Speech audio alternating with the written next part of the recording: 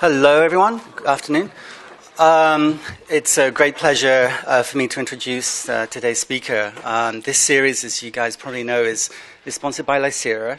It's a phenomenal series of lectures that we have every quarter or so, and today's speaker is the second of this series, and it's a huge honor to be able to introduce Carl June, who I've known for, I'm not sure how long it's been, Carl, 15, 20 years?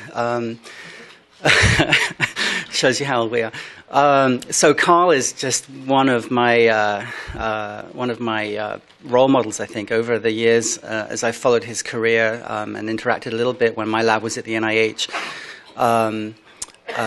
He's just been such a pioneer in so many different areas, and I still remember a 2-author Cell paper, Carl, with you and Craig Thompson on VDJ recombination I think in chicks, right? But after that, there's an amazing pioneer that Carl and his group have really become these leaders in T-cell co-stimulation, and more recently in gene therapy and in immunotherapy, and you're going to hear about that today. So Carl's had a very industrious and illustrious career, and was part of the draft back in the 70s, and studied at the Naval Academy in Annapolis, and then moved to the World Health Organization in Geneva, was a postdoc at the Hutch, and then moved to the Bethesda Naval Research Laboratories across the road from the NIH, which is where we met. And then more recently has been at the University of Pennsylvania, where he's the Director of Translational Research at the Abramson Family Cancer Research Institute in the Cancer Center. So without further ado, I'd like to welcome Carl, and thank you all for coming. Thanks, Carl.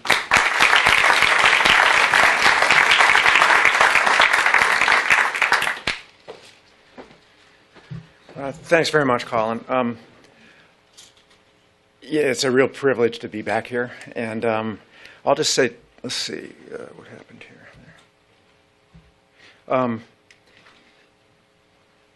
You know what I do when I look at there's a lot of young people here, and I think in science, one message I have is you don't have to be the smartest one in the room to make something happen in science and a contribution. What you have to be is stubborn and persist, okay? Because a lot of times you don't get what you want on an experiment. But so that's one message. The other, the way I tell if people are going to work out well in the lab is I ask them, do they cook or do they work on automobiles? So the best way I've found to find out success in lab is people who can work with their hands and solve problems on their feet. So that's a good way to find good graduate students. So the data I'm going to talk about has been a long-term project in my lab, and I'm going to present results in 2 ongoing trials, one in chronic leukemia and another in acute leukemia. And the PIs are listed here. And my lab has conflicts now because it's been licensed by Novartis exactly a year ago. These trials are supported by Alliance for Cancer Gene Therapy, the Leukemia Society, and the NCI. And the conflict of interest is managed according to policy of the university. So, we've all been led down this path of personalized, targeted therapies, saying that if we would just know what caused something, then we would know how to treat it. And Cicero said that, in a long time ago. And it's turned out, we oversold that. And when I came to Penn in 1999, I interviewed with Peter Knoll, who's one of my idols. He discovered the Philadelphia chromosome and how to make T cells divide, because at that point in the 1960s, T cells were thought to be end-stage cells, like a red cell. And so Peter and a postdoc, or graduate student actually, discovered the Philadelphia chromosome, and they thought, oh, it'll be pretty easy now to cure leukemia. We just got to fix a translocation. But it's taken a long time, and it took Gleevec and so on, so decades from that to get the advance. And so we need to have patience. And my lab started basically when I was in the gym and watching performance enhancement. And this is the case of Barry Bonds. And it's the number of at-bats it takes him to hit a home run. And this is a plot, and honest-to-God numbers. It took him, as his rookie years, 25 to 30 at-bats to hit a home run. Then he became then this looks like any other athlete, like Willie Mays or Stan Musial. He became a seasoned athlete, and he plateaued out. And then usually what happens is you get old, and you don't hit as many home runs, and you go back to what you used to be, and then you get Alzheimer's and die. and you don't hit any home runs. So what happened in the case of Barry Bonds was unprecedented. He became the most efficient home run hitter ever, and that coincided with performance enhancement. He started taking medicines that made his neuromuscular system work better than nature did. Then what I've been trying to do in my own lab over the years is do that for the immune system. So, can we put the immune system on drugs like you can for your muscles and your ability to hit home runs, and make it do things it normally doesn't do in nature? So this is the area of what's now called synthetic biology. And it's this interdisciplinary field of enhancing function over what is evolutionarily biology. Okay, so that's the way to think of things, not the natural immune system that's evolved.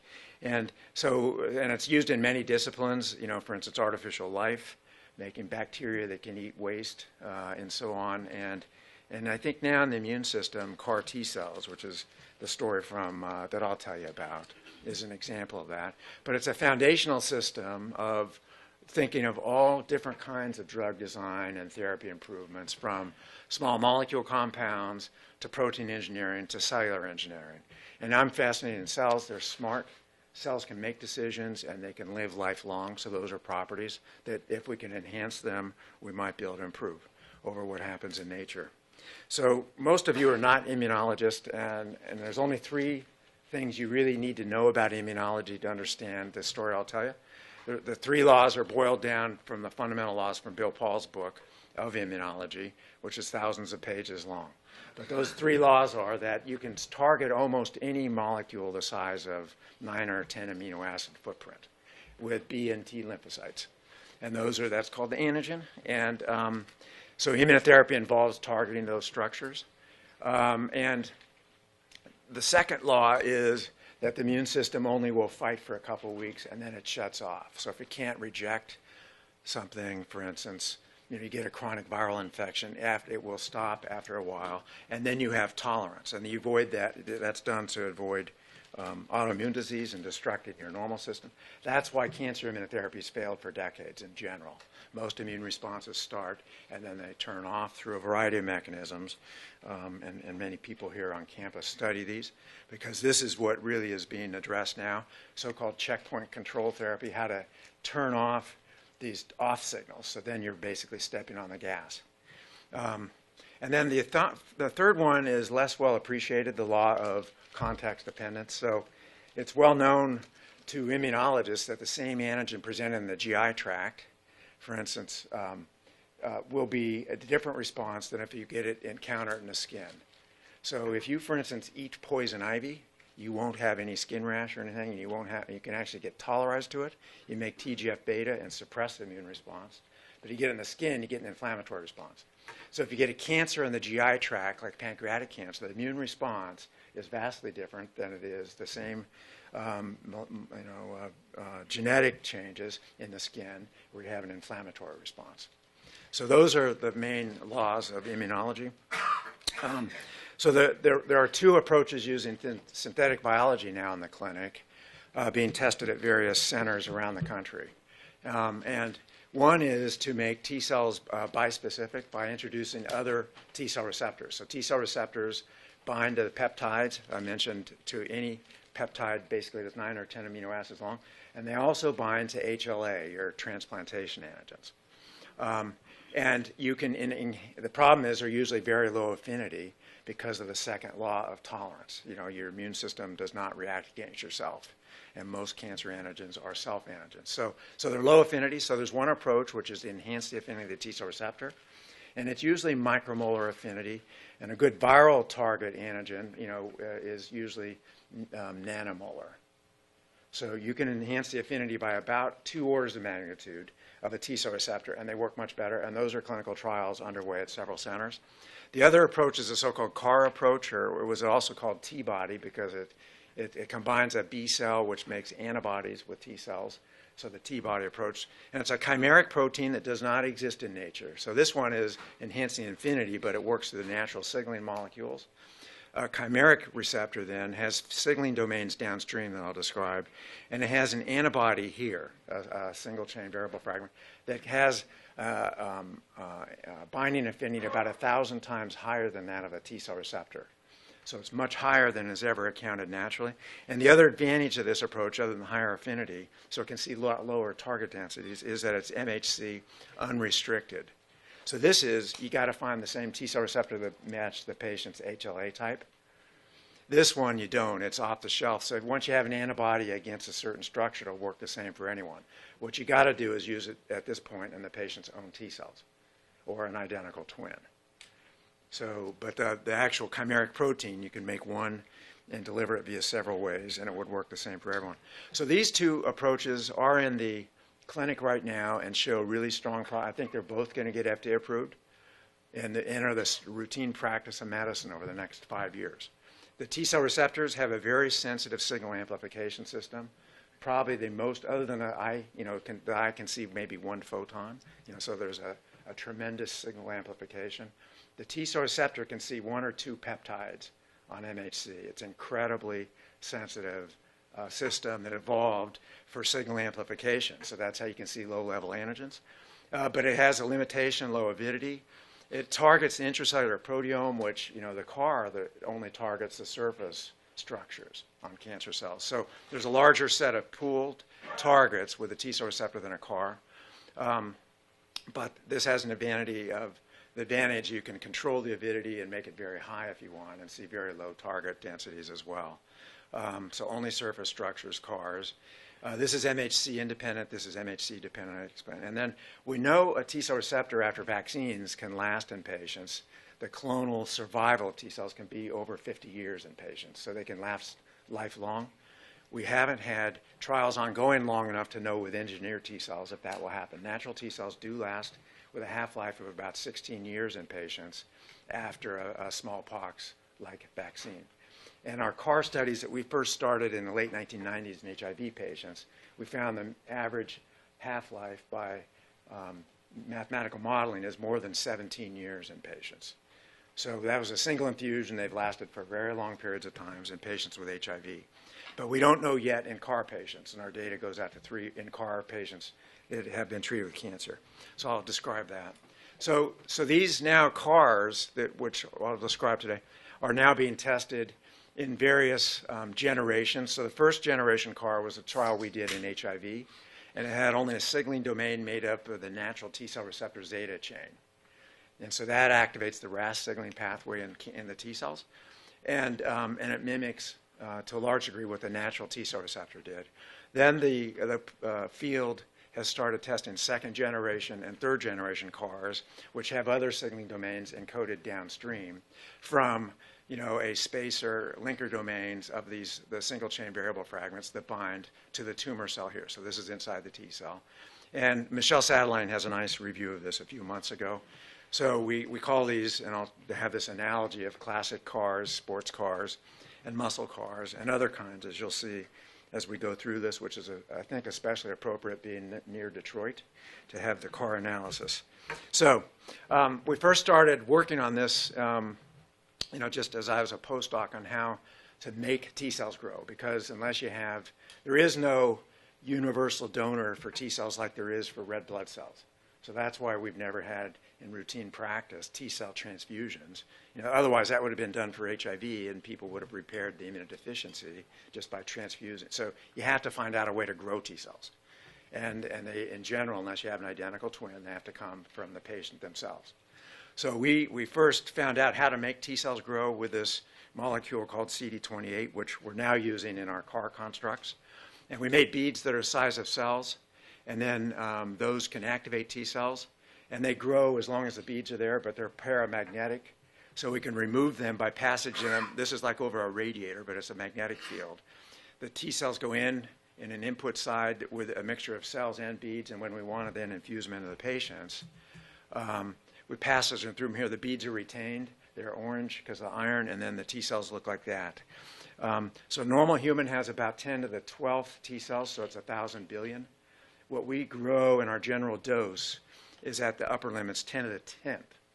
So 1%, okay, 10 to the 10th, the normal body content. So this is what 10 to the 10th T cells look like. And we grow those in 10 days from an input of around 10 to the 8th. And so that's how this happens over a 10-day period. So we first started testing, initially CARs in patients with HIV, then cancer patients, and then the first CD19 CAR trial started back in 2010. And now there's been several reports, and this is all done in the academic industry. None of this was done in biotech or pharma, and I can tell you that really slowed this down. It was all done in little boutique trials around the country targeting either CD19 or CD20. And initially starting with first-generation CARs, so just had the zeta chain, and then so-called second-generation CARs, which have CD28 or 4-1BB there, and then now some are started, that aren't listed because they're not published yet, with more signaling domains downstream, making them even more complex. And so our trials were reported here in 2011, and they're the only ones to use 4-1BB, and I'll explain why we chose that. So Mike Malone in my lab was a postdoc who made in a lentiviral vector these CARs that all had a CD19 binding domain, a hinge domain made out of CD8 or shown here, and then zeta chain or these various permutations of 4-1BB, which is a TNF family member, or the T cell receptor zeta chain, or CD28. And we could express these on T cells brightly, and irrespective of the signaling domain. And the fundamental finding that Mike had was when he did this, so putting these into primary T cells and not even showing them their new antigen, which would be a CD19 positive cell, because now they have this antibody on them that binds to CD19. So just by activating these cells through their T cell receptor, transducing the lentiviral vector, they now permanently have this lentiviral vector construct driven shown here. All of these cells did what you normally see with T cells, which is they have a period of exponential growth. This is population doubling curve. And then after about 5 cell divisions, they start to die unless they're restimulated. But one of the CARs continued to grow, the T cells having 4-1BB and zeta. That's this one here. And so that's the one we took into the clinical trials because of the reasoning that if we had more T cells in the patient, we might have the ability to actually eradicate tumors, because patients usually have billions and billions of tumor cells, so you need to have lots of T cells if you want to have a chance if they have late-stage tumors. So the field decided through the FDA and the RAC committee at the NIH that CD19 and CD20, so basically B-cell malignancies, would be the best place to check these new pharmacologically enhanced CAR cells that have the potential to proliferate out of control. Okay, we could cause a T-cell leukemia. And so they said start it in a tumor target where it might, if it sees other cells other than the leukemia cells, it will be survivable. So it turns out CD19 and CD20 fit that. They are not on the hematopoietic stem cell. CD19 is on, as you look at B-cell differentiation, is on more targets than rituximab or CD20. And they're not generally on plasma cells, the most mature cells that make antibodies in patients and are long-lived. So what we would see would be an on-target effect on normal B cells, and that should be survivable because it doesn't get the natural stem cell. And that was a very important issue, and that's what's holding back trials with other CARs right now, because we could cause severe toxicity unless it's a protein that's on a cell that you can afford to live without. So we know from congenital immunodeficiency and the fact that people already treat with rituximab, it's given every day in the cancer center here for lymphomas and so on, that it's okay to live without B cells because there's a replacement therapy.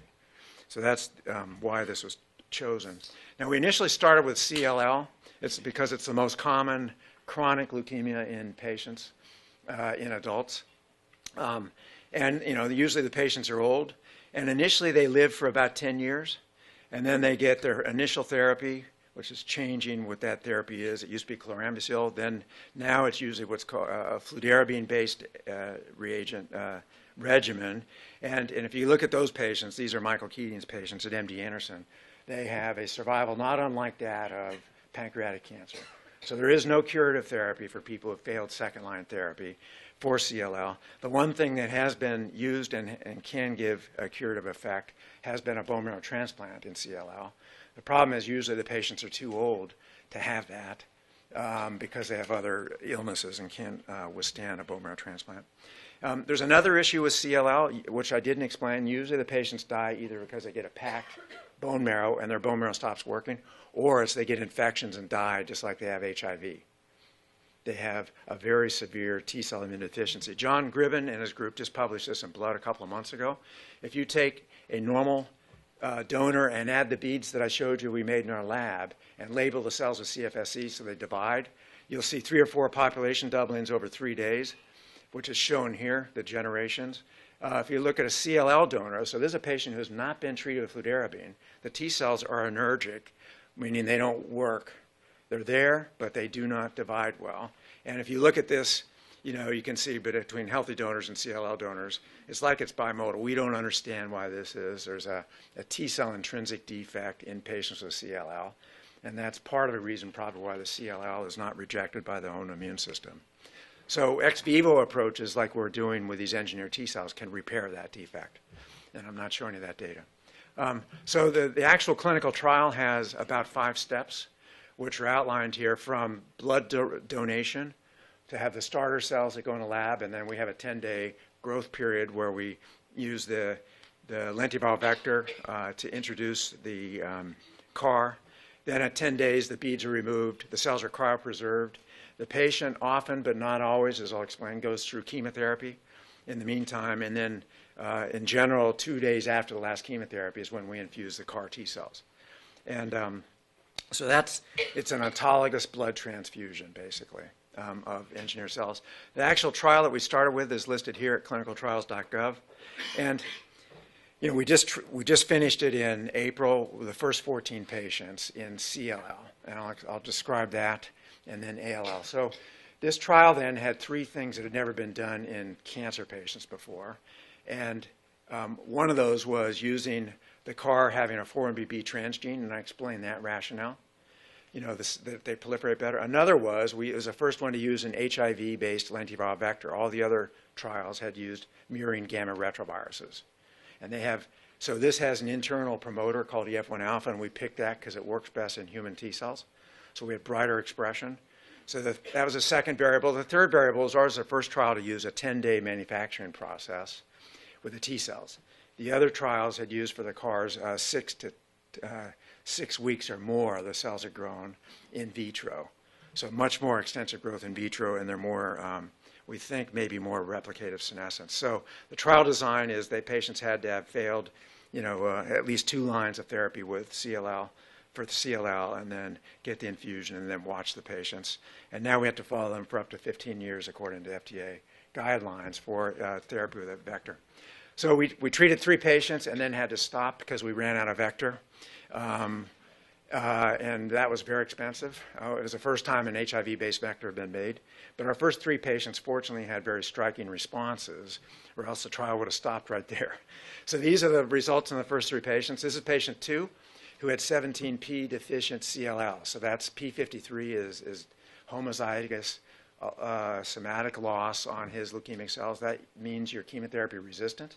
And in fact, he was treated here. He's 77, but with 3 cycles over 80 days with rituximab and bendamustine. Bendamustine was the most recently approved FDA agent. It's a nitrogen mustard analog, and so it's a cytotoxic agent. And he did not respond. The leukemic cells are shown here. The normal count should be less than 5,000. And so he was chemotherapy refractory. He got CAR cells here. And then what you can see what happened was he had a precipitous loss and a remission of his leukemia here. So they disappeared from the blood. But he got very high fevers at that point. We had no idea what was going on. He was treated with steroids and had a long-term partial remission. Patients 1 and 3 have ongoing complete responses now 3 years later. And this just shows the example of one with a bone marrow filled with CD20 immunohistochemistry, and then there's none here at 6 months. And there's also no normal B cells. Normally you would see B cells that would recover. And so there's B cell aplasia here, which I'll talk more about. And this is a patient here with multiple on these coronal sections and cross-sectional sections of CAT scans, axillary lymphadenopathy that disappeared in 3 months in these patients. And so they have molecular remission. So from the first 3 patients, we had advanced refractory relapse CLL, and they had progressed after 3 to 8 previous regimens, never had CRs. Two patients of these that I showed you here, patients 2 and 3, had 17p deletion, and bulk, the patients had, by volumetric analysis, between 3 and 7 pounds of tumor each. So very advanced tumors, and they went away with a single infusion of CARs. And the CRs are durable, and 2 of these 3 patients now at 3 years. So no one has progressed who's had a complete remission now in the patients who are treated with CLL. They're durable remissions, and I think that tells us that these patients have no CD19 negative precursor cells. And I'm saying that for people that have interest here in cancer-initiating cells. That's different than what we're seeing in ALL. Okay, so CLL does not seem to have a CD19 negative. So this is unprecedented as far as I know. It's a monotherapy that's working long term. That's only CD19 directed is all we can find, and so that's a surprise. Now, I mentioned they get maximum response rapidly in blood and bone marrow. The adenopathy can take a while to respond. This was a 78-year-old man who had a large para-aortic and mesenteric mass here, this, periaortic and mesenteric. And then at 2 months later, you can see it's looking a lot better, but he still has some mass here. And this is 6 months later, and I can tell you at a year, he's completely normal. And he has, by MRD analysis, no tumor we can see. We don't know, we have not yet biopsied lymph nodes, why it takes longer for lymph nodes to respond than it does bone marrow blood. It could just be more tumor mass, or it could be the surveillance and trafficking is less. So that's an ongoing issue, but there's a difference in the kinetics of the tumor disappearance. We have pharmacology now of these cells. In the past trials, and they had all failed in the past because the CARs, when they're infused, went in and then they just disappeared with exponential kinetics. So they had first-order clearance. And even if the patients were given IL-2, our patients are not given any T-cell growth factor. And what you can see is all 3 patients, this is measuring the transgene in the patient, so the fusion joint between 4-1BB and TCR-zeta, which isn't in the normal human genome. So it's integrated in these infused cells. And this is on a log scale. They expand 2 to 4 log 10 in the patients in the first 2 to 4 weeks after the CAR cells are infused. And we think that's driven by CD19. So it's CD19 on target encounters probably normal B cells and malignant B cells that lead to this expansion. And then they do what a normal immune response does. They contract down. This is at 6 months. They are down by a log and a half or so. But easily detectable in the patients. And this is the time when basically we say all hell breaks loose. We have what we call the 5-day rule. That's when they start getting sick from cytokine release syndrome and tumor lysis, and that's when they peaked in this patient. At this point, this is patient 1, virtually 100% of his circulating cells were CARs. And I'll show this one later. That's patient 3. He had, on day 23, 100% of his cells were circulating CARs. And that's when he had tumor lysis syndrome. And this is just showing patient 3 now at day 56, so that's this data point here. So on this line, this is micrograms, copies per microgram of genomic DNA. So this would be about 1% line here. Okay, if you want to look at PBMC and if you could look at a CBC count, okay? So 1% and above is a line right here. And here on this data point here, what we see by flow, this is now standing for the CD19 antibody, is about 27% of the patient's CD8 cells express the CAR.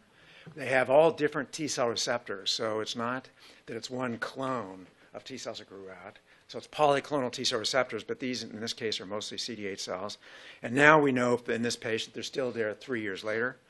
And so this is the first time where there's been sustained antibody delivery in patients. Usually the pharmaceutical industry does this by recursive, infusions of the antibodies because they have about a 2 to 3 week half-life at best.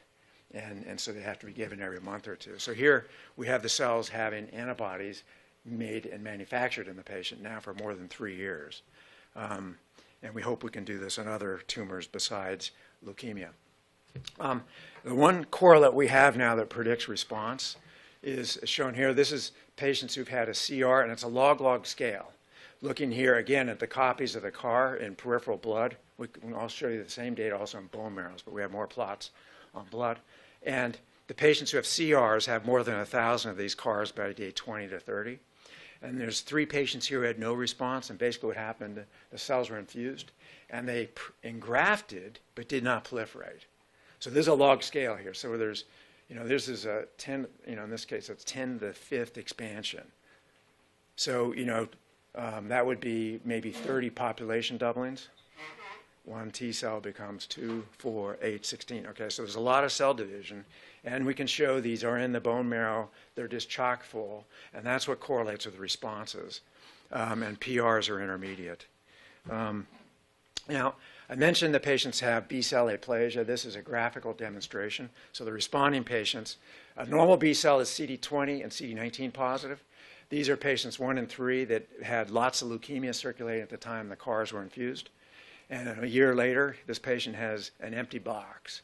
There's no leukemia, which is good, and there's no normal B cells, which was an anticipated toxicity. And still, we have the data out to 3 years. He has no B cells and no leukemia, and he's on IV gamma globulin replacement therapy, and he's a happy camper. Same thing with this patient here. So that's evidence that the CARs are working long term, because normally B cells come back within about 3 months after any kind of chemotherapy. So we learned a lot from that initial pilot trial. We thought the T cells would be rejected because we actually, I didn't mention, used a murine hybridoma for our anti-CD19. We didn't use a human hybridoma. So that should be immunogenic to the patients. The rest of the sequences in the CAR are human. So it's a 4-1BB fully human sequence, same thing with a TCR zeta and a CD8 alpha hinge. Those are all human sequences. So unless the immune response would be against the coding joints, junctional sequence, we probably would not have an immune response against the CAR. But we expected it against the single chain variable fragment. We think it's just because the cells eradicated the normal B cells that they induced tolerance to themselves. Basically, they shot first. It was a duel. And before the B cells could reject the T cells killed the B cells, and they never primed a response. We think there's an inverse relationship between tumor burden and CAR T cell proliferation, so that the more tumor you have, you drive more CAR proliferation. Well, long-term safety is going to be established. The one risk other than B-cell aplasia now really is insertional oncogenesis. So what happens if you use an HIV-based or a murine retrovirus? You have insertion into the genome of this CAR. Could that cause itself genotoxicity? And we're watching the patients for that. We have not seen that in over 40 patients in our HIV trial, where we've had a decade to watch the patients. So CLL is an indolent disease. It's a disease where the cells forget to die, and so they accumulate. There's only about 1% are in S phase. So what would happen in a rapidly growing malignancy where they're dividing every day? And we could not study that initially. This is something I didn't know because I'm not a pediatric oncologist, but there's something called Subpart D, which says in the US FDA, not in Europe, until you have efficacy and safety established in adults, you can't test something in kids. Okay, so we tested initially our CAR cells using pediatric ALL, acute lymphocytic leukemia, but until we had those 3 patients treated, they wouldn't let us treat our kids. So in March of this year, 2 papers came out. One from Memorial Sloan Kettering treating 5 adults with ALL, so B-cell ALL, acute lymphoblastic lymphoma, leukemia. And then we treated 2 patients with pediatric ALL and report same time New England Journal of Medicine. And all 7 patients here had CRs. It was astonishing. And so the results are the same at Memorial as they are in ours. And so what we found out is there is efficacy in advanced pre-B-cell ALL, and I'll show you more data to back that up. The toxicity is substantial, and it's the same as in kids and in adults. It's on-target toxicity, but people are really sick for a while. And the first child was reported last year at the hematology meetings in December, and then because she was photogenic, she was in the New York Times. She wasn't published until March of this year, but she was treated in April of 2012, and then we had the hematology meetings, and it was picked as for an oral presentation and then covered. And this is her case report. So Stephen Grupp, the PI. So she had high risk by virtue of her karyotype, ALL of the pre-B cell type, which is the common one. She was given Children's Oncology Group standard induction therapy, but then relapsed and could not, despite 3 different kinds of escalating chemotherapy, could not be put back in remission. And so she was then treated, as I mentioned, in April last year, at a time when her bone marrow was full of blast cells, and she had visceral accumulations in her solid organs that we could see on imaging studies. She did not have any known CNS disease, and I'll explain why that's relevant. So she was given autologous CAR cells here at a dose of 10 to the 7th per kilo. In the adults, we give a flat dose. It's fixed between 10 to the 7th and 10 to the 9th total CARs. And we did this based on what's done in transplantation therapy in kids. And this is our first case where we've given the CAR cells with no chemotherapy, because she'd had chemotherapy and nothing worked. So her previous chemotherapy was given in March, 6 weeks before, and just nothing happened. But she was lymphoablated at that point, other than leukemia. So she did not have circulating lymphocytes. And I think that's relevant. So this is what happened, which was LDH is an enzyme that is released when cells die. In this case, it's an indication of tumor lysis syndrome, which we also had other ways to document. And this is her fever going between 37 to 41 degrees. And she had hectic spiking fevers that were not caused by infections. And we saw this also in our adults with CLL. I just didn't show you the graphical curves of it. But she was very ill here and was put in ICU and intubated here. And she was given corticosteroids here, very high dose steroids, and nothing worked to slow it down or stop it. And then given TNF blockade and then anti-IL-6 blockade, and this is what saved her life. And the reason we gave tocilizumab, which is approved for arthritis in children, JRA, is shown here. We did lab measurements on Illuminex. Michael Kalos did this. And looking at baseline levels, there's a log scale.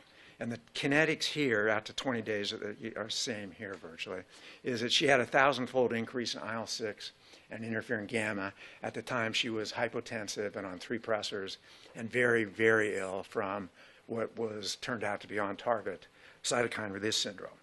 And so it turns out the IL-6 blockade then made her much better. Within days, she was out of the ICU, but she and is now well. So the cytokine patterns here that you see are what we see in CLL. We published that previously, and we see this routinely in ALL if they have high bulk. So we've now treated 12 kids with ALL, and there's an amazing overall response rate of 92% with 84% CRs, and these are people with chemotherapy refractory disease. And some of them, half of them, have relapsed after an allogeneic transplant. Okay, so in that case, we're harvesting T cells from the patient, and they're bone marrow chimeras. So the T cells actually came from the donor, and then we're infusing them back. So very high, that's the first patient, Emma, who was the New York Times patient, and she's now just started her 3rd grade. And this one, we published also in the New England Journal. She had a relapse 2 months after being put into remission. And as I'll show you, she had a target escape relapse, which we had not seen in CLL. So this is what happened in Emma. I showed how sick she got on day 6. She was in the ICU and intubated because we didn't know what was happening then. She got a bone marrow. So we got the opportunity to look at T cells in the bone marrow. And this is, staining for the CAR. So it's using an anti-mouse antibody and CD3 staining. She had a few CAR cells on day 6, but look at day 23, 17 days later. It's an amazing accumulation. She has basically a packed bone marrow full of T cells here that have the CARs. But if you look at the blasts, which are 19 and 20 positive, as I mentioned, day 1 before treatment, she had a bone marrow of 60%. Here on day 6, it's down at 47%, and then there's none detectable here, 17 days later. So that's over 1 kilogram of tumor went away in 17 days. Okay, bone marrow is over 1 liter in volume. You can look it up, and there's tables on the patient's size and so on. But by looking at what she had kilograms of tumor went away in 17 days. It's not slow. It's a very rapid anti-tumor response. It's not like a vaccine. So what happened? So she deep remission, molecular, I'll show you some data. No chemotherapy was given. So we know in this case, we couldn't say that conclusively in other cases because they had this dealer's choice chemotherapy and then 2 days later the CARs. So you could have said maybe both are needed. neither one is sufficient. But in this case, the CARs could do the heavy lifting. And she remains now more than 18 months out as a CR. And this is what was published on her by doing deep sequencing using 454 pyrosequencing. If you look at cell equivalents here at baseline blood or bone marrow, if you looked here at 300,000 cell equivalents, and you looked at the Ig gene, where normally they rearrange to make B cells, they were all the same. They were one malignant clone. 99.77% were one clone. And then if you looked, those went down. That clone then was not detectable at all at 180 days later. So basically we have documented in her about a 5-log tumor reduction down to the limit of sensitivity of the assay. When we've looked here at 1 million cell equivalents, we can't find any of this malignant clone. So whether it's a sterile eradication of the tumor or whether it's just a very deep remission, we don't know. And she still has these CARs that have the anti-CD19 effect. And our biggest dilemma now is whether to kill off the CARs, to let her normal B cells come back, because we can't vaccinate her now, or do we leave the CARs there in the case that she might have a few residual ALL cells? We don't know that answer. What we found was something very intriguing that we didn't see in the adults, because kids get lumbar punctures to look for surveillance to see if they have it in the CNS. And again, this is the 1% line of copies in the blood in the first 2 kids treated with ALL. And so they had CARs proliferated just like I showed you in CLL, up to 100% of their circulating cells. And then this is Emma. Long term, she now has it out at 18 months, still has CARs. So at this point, statistically, every single cell in the blood should be a CAR cell. And if you do a right stain in the blood, this is what they look like. They look like activated mean T cells. That's what they look like here. And in the CSF, surprisingly, we found a very high level. They didn't, if you do a cytospin, spin down, there was no leukemia, but there's very high levels of CARs, and this is what they look like in the cerebrospinal fluid. So we found this, that the CARs get through the blood-brain barrier in kids with ALL. We do not know if that happens in CLL. So this may provide a rationale for the use of CARs in neuro-oncology. So we're designing trials now for glioblastoma and for tumors other than CNS, like sometimes neuroblastoma and so on. So patient 2 had initially an immature ALL. So she was CD19 DIM positive and CD34 positive. These are her leukemic blasts. And then 23 days later, they're gone. She was read to be in a complete hematologic remission.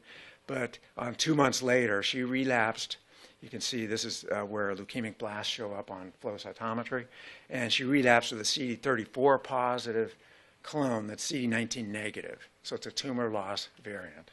And we don't know the mechanism of how this has happened, but she then died of progressive leukemia, even though she had CARs present. And we're still functioning. We could re-isolate the CARs for the patient, and they would kill CD19 targets, but they can't kill these negative ones. So we think that we're probably going to, in some cases, need combinations of CARs to prevent target escape, which shouldn't be a surprise to anyone who knows about cancer. So this is we've now treated 4 patients with a refractory adult ALL. And I mentioned we have high response rate in kids. And in adults, we've had 4 out of 4 now go into complete remissions. So it's equivalently sensitive as what we've seen so far in kids. And they also have cytokine release syndrome and something called macrophage activation syndrome, which we could talk about later. We think macrophages are being activated by the CARs and then phagocytosis tumors. So I mentioned some of the toxicities, B-cell aplasia, tumor lysis syndrome, which is managed by standard medical fashions, and then the cytokine release syndrome, which we are using both steroids or tocilizumab to block IL-6 signaling. And then macrophage activation syndrome, we never thought this would happen because it didn't happen in our preclinical models. And it's also called hemophagocytic lymphohistiocytosis. So biochemically, you can diagnose this. The patients have extraordinarily high serum ferritins. 2 cases more than 500,000 nanograms per mil. They have C-reactive protein elevations, biochemical evidence of coagulopathy, but they don't actually bleed. They have elevated cytokines, as I showed you, very high levels of IL-6, interferon gamma. And And this happens at the same time of the high fevers, the cytokine release syndrome. If you do a bone marrow, you'll find they have macrophages eating tumor and red blood cells. They're on red cells. And so we don't know what's causing this. It correlates. It's reversible in all cases. This is otherwise seen in some autoimmune diseases and in some congenital deficiencies, for instance, in perforin. Perferin's involved in having T cells being able to kill targets. And mice that are missing perforin get HLH, macrophage activation syndrome. So somehow the CARs induce a phenocopy of that, and that's a big surprise. And we don't know if it's a good or a bad thing. So, okay, now I mentioned this is subject 3 who had the delayed tumor lysis syndrome. 23 days after he was treated, he came down with a fever of 104 degrees and the feel bads. I mean, he felt like he had the worst flu in his life. And we found retrospectively that his CARs had proliferated after it took a long time for that to happen, and to very high levels. And then biochemically, this is what he had: this delayed tumor lysis syndrome. This is what you see: elevated LDH, uric acid, and creatinine. He had transient renal failure. All of it went away over 6 weeks, and he's in a remission 3 months later. Now, this is patient 7 who was treated with CLL. He is 60 years old. And he had hectic spiking fevers. This is day 7, so in our hospital, they get vital signs every 4 hours or every 6 hours. And you can see this non-infectious spiking fever. And then he was not given any steroids, but he was given just a single injection of tocilizumab, and you can see what happened. It's like resetting a rheostat. And yet the tumor was still regressed. So we don't yet know if we can give this up front and prevent all the fever stuff. And we don't have an animal model to really test it. We need a syngeneic model to evaluate that, and this is something the clinical people are working out. So this is where we're at now. You know, we've treated 35 patients with CLL and ALL. First patient, this was Bill Ludwig, who was also in the New York Times in 2011, who was a prison warden, still in remission, no B cells. Also a retired Marine. And, you know, high response rates, but this is a boutique trial done only at Penn. And the issue now is, you know, how can you treat thousands? I mean, there's 17,000 people that have CLL in the U.S. alone. How can you do this? And I'm going to make the argument that we need a new healthcare system. And right now, our healthcare system is made up of the pharmaceutical industry, biotech, and medical devices, things like pacemakers and so on, kidney dialysis. That's what we have routinely in our hospitals. And we need to go to a system where there's a fourth pillar of cell therapies. And the question is, how do you get to that? And we wrote a review recently in Nature, you know, giving some of our thoughts on this, which are, one is that this is a therapy unlike any of these in that it's patient-specific. Each therapy is the cells infused, and each one is FDA approved individually. So they're called N-of-1 therapies because the lot size is 1. The pharmaceutical industry wants lot sizes that are 10,000. They'd rather make them all for the same and then ship them out. This requires a very different business model where it starts with the patient. You know, cells are harvested and then sent to a manufacturing place and then shipped back. So that's been a big issue. Can it be done like the blood bank? You know, we have the Red Cross, which does things peripherally at cancer centers, and patients donate, and then they're in there. The FDA has said no in the U.S. That with genetically modified cells, they want high control, just like is done, you know, with genetic engineering. That they don't think that can be done in blood banks. So probably central manufacturing will be how it will happen. And so how do you then automate, in a ways like Detroit has done, CAR therapy, this complex process which involves taking cells from a patient, shipping into manufacturing, activating the cells, transducing, using various ways to introduce the CARs, freezing them, and returning them to the patient. How can we do that? The answer, I think, one, is looking at history. So I trained in bone marrow transplantation, and people said the same thing back in the 70s when they started doing bone marrow transplant. They said, you can only do it in Seattle or you can only do it at Hopkins, because that's where bone marrow transplantation happened. They developed those centers of excellence there. Well, just this year, in January 30th, the 1 millionth bone marrow transplantation was done. And each one of those is an N-of-1 therapy. So what they learned how to do is called scaling out, not scaling up. Scaling up is, the term going from, say, a small tissue culture to a 1,000-liter culture. That would be scale up. Scaling out is just doing the same thing. We don't need to grow more CAR cells. We need to do it more efficiently and without high-level technicians and PhDs. So that's what they've learned here is now there's this many centers can do transplants. And the analogy I like to make about Detroit is robotic and automated culture of the cells. So CARs, meaning the kind made in Detroit, are made by robots now. So if you have a simple CAR, it's made 90% of it or 80% by robots, assembled without human interference. So what we need is a way to robotize this to make it automatic, this kind of culturing process. It needs to be independent of PhDs because there are not enough PhDs in the world to do this. So we need to have it. How can it become completely automated? I think that's the big issue facing the field now. And this is some lessons from Detroit on that, where if you have a common car like a Volkswagen, where you have very few options, it's very highly automated, the 80% like number that I mentioned. But if you have a customized car like a Lamborghini, that you can't automate because they're all put together by hand.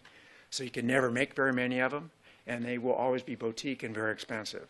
So what has to happen is these need to be made like this kind of car in a robust culture system, and we can't do that at academic centers. That's the kind of thing that industry knows how to do.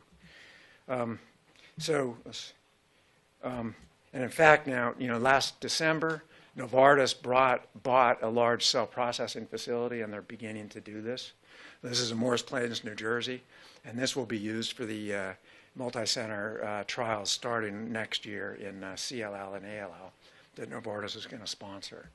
So we've learned a lot about these leukemias from these initial trials.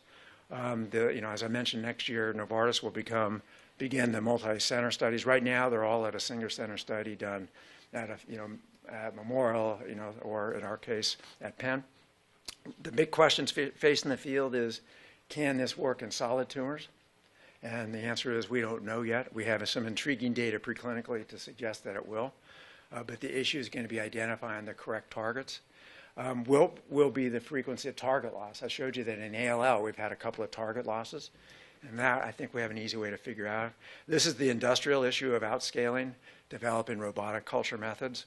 And I'm hoping, I was trained as a bone marrow transplanter. That's what my medical specialty is that maybe we can get away from bone marrow transplants and do an autologous therapy instead of having to have allogeneic therapies now. So the field's come a long way. Zeli Geshar was the first one to actually conceptualize a CAR. And he's at the Weizmann Institute, a basic immunologist, and he first grafted on to a T-cell receptor, an antibody domain, and showed you could redirect it in an MHC independent way. And it took a long time from there to get to where we are now. And it just is a very good lesson in history that, the first cancer trials with CARs were published in 2006. One was against the folate receptor 1 alpha for ovarian cancer, and the other was for the carbonic anhydrase 9, which is overexpressed in renal cell cancer. They didn't work at all. And the CARs only lasted in the patient for a day. So then we published about 2 years ago that CD4 zeta CARs did work in HIV with long-term engraftment. So that showed that how you grew the cells and so on was important and how the vector was inserted. Then 2 people died on CAR trials in 2010, and that hurt the field for a while. One patient died within 15 minutes basically using a Herceptin base, so anti-HER2 new CAR. And so low level of antigen expression triggered cytokine storm that was lethal in that patient. Whereas we can give standard Herceptin, it's done every day at this cancer center for breast cancer, that does not happen. The normal targeting of normal tissue does not result in severe toxicity. So the CARs are more potent weapons, but need to have a very precise control. We had a case of anaphylaxis this year, and that was due to a response to a mouse antibody in a solid target. That patient fully recovered. So now we have many, and Memorial, I showed you, responses in pediatric and adult ALL and in CLL. And, now the pharmaceutical industry, both Celgene and Novartis are developing CAR therapies. So it's now transitioned into the pharmaceutical industry. So a number of people are involved in these studies. David Porter did the clinical trial in CLL. Stephen Grupp led the ALL trial. Bruce Levine leads all the manufacturing at the University of Pennsylvania. Michael Kalis, all the immune analysis. Yangbing Zhou is working on next generation CARs in our group. And Mike Malone and Carmine Carpenino made the initial CART19 construct. So I'd like to thank you for your attention.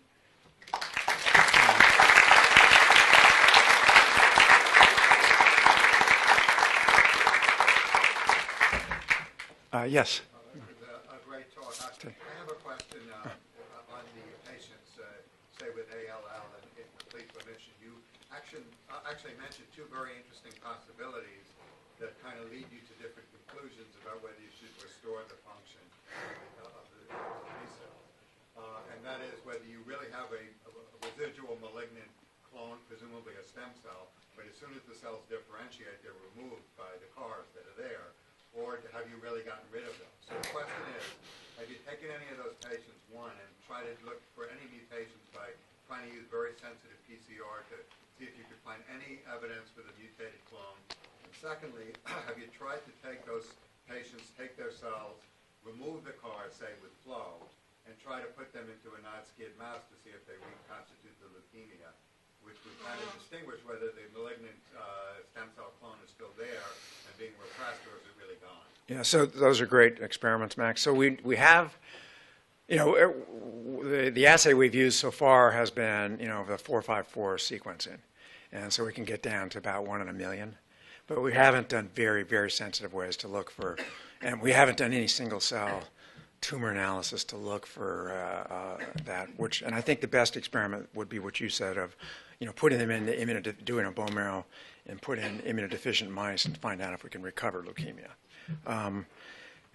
We may find out in an experiment of nature. It may be over time that some patients will reject the CARs, and then we'll find out if they have patients that have sterile remissions, or maybe they, or if they have tumors that come back from probably, because I do think what's happening that probably actually maintains these CARs in the patients is what you predict, which is that, from a more immature cell, they then come out and then express CD19, and then they get killed by the CAR cell. I think that's what's happening. Yes? So you replace some of the T cell receptor signaling. Are you sure you need the T cell receptor for this response? No. So, the question is, do you need a T cell receptor anymore? And, what we want is the patient still needs to have, for instance, influenza immunity, and not to lose all their T cells against, their childhood infection memory things. So when we take out those cells, then what we can show is that they still have, some of those CAR cells in the patient may have a T cell receptor, which we can stain and identify by tetramer staining. We can show that some of them might be against CMV. So none of the patients have come down with opportunistic infections or anything. So we think their T cells are still working, and so that they can function, and there's been studies in vitro, they can function both off their endogenous T cell receptor and then and against the tumor target, which in this case is CD19. Well, what I'm wondering is, do you need the T cell receptor for tumor recognition? Because if Yeah. you did, you could envision knocking out the T cell receptor, and then you would have a CAR that would work Yeah. on any person. So that's exactly right. So, and in fact, Lawrence Cooper is working on that. So using, either like zinc finger nucleases knock out the T cell receptor locus, alpha and beta. So then you have a T cell with no T cell receptor, and then you can put in a CAR. And there was actually a paper published in Nature Medicine showing that general strategy from the Milan group. The problem is it takes about 6 weeks to do that right now. It's a lot of manipulation, but it's doable. Then the question is, would they engraft long-term in patients? They wouldn't cause GVHD. You could use someone else, an allogeneic donor. So that could be a huge advantage. So I think we're just at the threshold of testing things like that. And you can imagine things with cures and K cell receptors, putting combinations in, and as well as just, knocking out the endogenous TCR. And HLA molecules too. So, yes, Wei Ping. How do you determine the quantity and also the quality of the transfused T cells, including, such as the numbers of the cells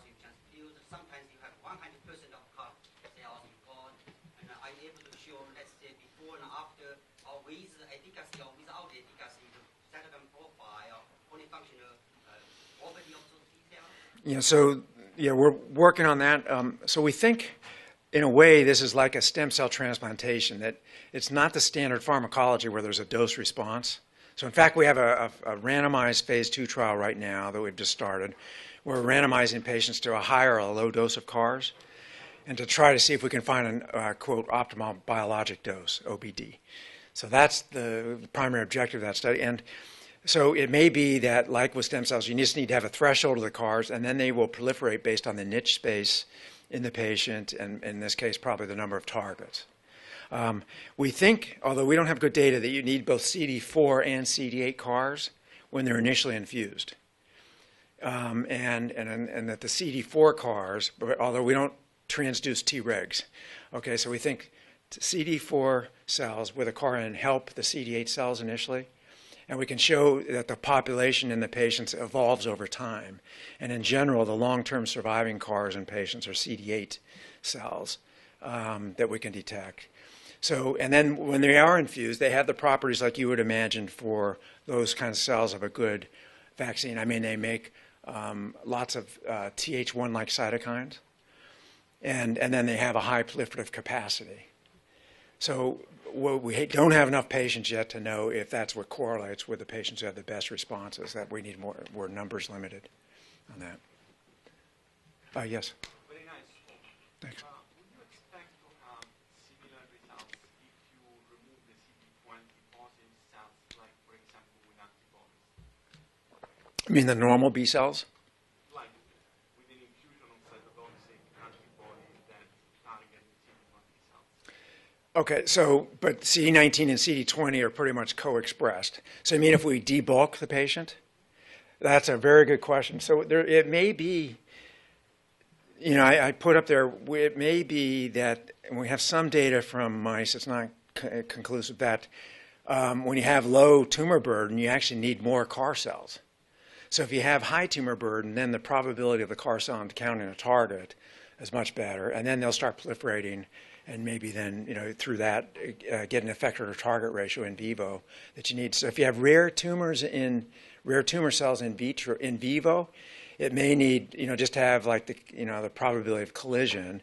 I mean, there's going to be some, you know, chemotaxis and so on, and driving probably of cells finding by immunosurveillance, but it may be a rare body collision problem.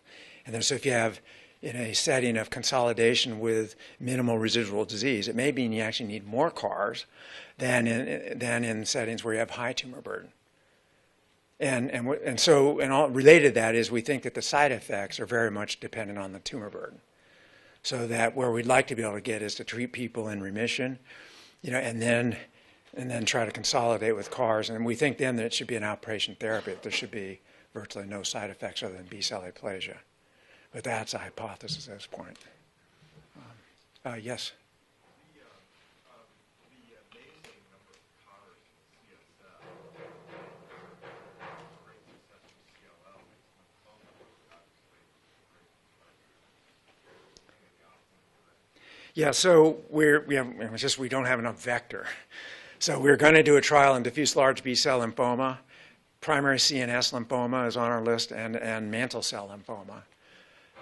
So right now, our experience is limited to ALL and CLL. Now, you know, we haven't treated anyone with overt CNS disease. So I worry, you know, if someone had MS, whether we could stir up the pot in some, you know, with the traffic and the CARs into the CSF. So there, you know, there could be a possibility of breaking tolerance, and you know, that's something that's going to be found as we go to treat more patients.